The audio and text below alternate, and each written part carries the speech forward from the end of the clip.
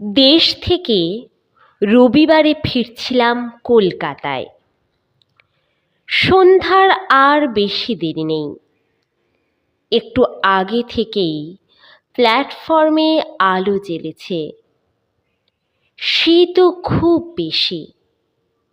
এদিকে এমন একটা কামরায় উঠে বসেছি যেখানে দ্বিতীয় ব্যক্তি নেই যার সঙ্গে একটু গল্পগুজব করি। আবার যার তার সঙ্গে গল্প করেও আনন্দ হয় না। আমার দরের কোনো লোকের সঙ্গে গল্পে করে কোনো সুখ পাইনি, কারণ তারা যে কথা বলবে সে আমার জানা।